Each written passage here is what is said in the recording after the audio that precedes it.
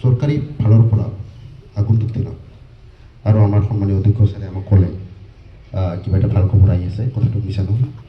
এতিয়া কথাটো মনত ৰাখোঁ, পাষ্ট, প্ৰেজেণ্ট, ফিউচাৰ যি কি নহওক, যিহেতু মই এতিয়া পাৰিষদ হিচাপে কাৰ্যসূচী মই শুভ মুকলি কৰা হ'ল বুলি কামনা কৰিলোঁ। বহুত ধন্যবাদ, থেংক ইউ।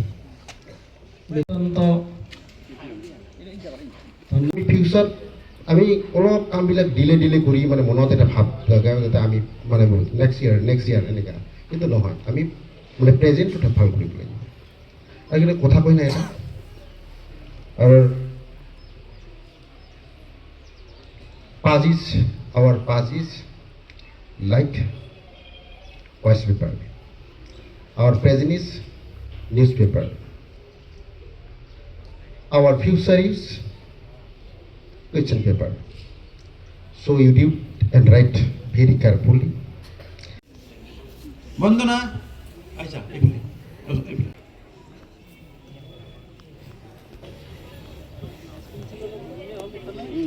হয়, আজি শক্তি আশ্ৰম হায়াৰ ছেকেণ্ডেৰী আৰু ভকেশ্যনেল স্কুলৰ যিখিনি ছাত্ৰ ছাত্ৰী আছে তাৰে ভিতৰত 192জন ছাত্ৰ ছাত্ৰীক যি চৰকাৰৰ ফালৰ পৰা যি চাইকেল প্ৰদান কৰা হৈছে, আজি চাইকেল বিতৰণ কাৰ্যসূচী ৰূপায়ণ কৰা হ'ল।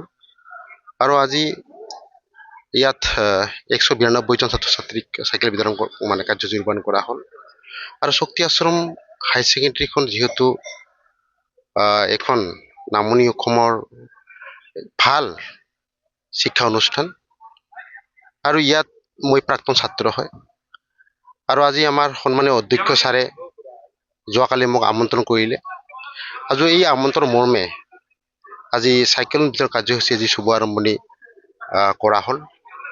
আৰু এজন পাৰিষদ হিচাপে আহি মই সঁচাকৈ বহুত মানে ভাল পালোঁ। আৰু আগন্তুক দিনত স্কুলখনৰ প্ৰতি যি দায়িত্ব, যি কৰ্তব্য, নিশ্চয় এইখিনি দায়িত্ব মই আমাৰ অধ্যক্ষ ছাৰৰ লগত আলোচনা কৰি যিখিনি মোৰ এজ এ পাৰিষদ হিচাপে যিখিনি কৰোণীয় মই আগন্তুক দিনত কৰি যাম। চলি আছে, মষ্ট প্ৰবেবলি এই মাহৰ ভিতৰত হৈ যাব। ধন্যবাদ। আজি আমাৰ শক্তি আশ্ৰম উচ্চতৰ মাধ্যমিক আৰু কাৰিকৰী বিদ্যালয়ৰ ক্লাছ 9ৰ 9ম শ্ৰেণীৰ ছাত্ৰ ছাত্ৰীসকলৰ মাজত চাইকেল বিতৰণ কাৰ্যসূচী আমাৰ ৰূপায়ণ কৰা হ'ল। আৰু এই চাইকেল বিতৰণ ৰূপায়ণ কাৰ্যসূচীত আমাৰ অঞ্চলৰে তথা এইখন বিদ্যালয়ৰে প্ৰাক্তন ছাত্ৰ তথা উদীয়মান ৰাজনীতিবিদ আমাৰ কৰ্মেশ্বৰ ৰায় ডাঙৰীয়া আমাৰ মাজত উপস্থিত হৈছে। তেখেত এতিয়া BTCৰ কোচ ৰাজবংশী জনগোষ্ঠীৰ ফালৰ পৰা মনোনীত MCLA।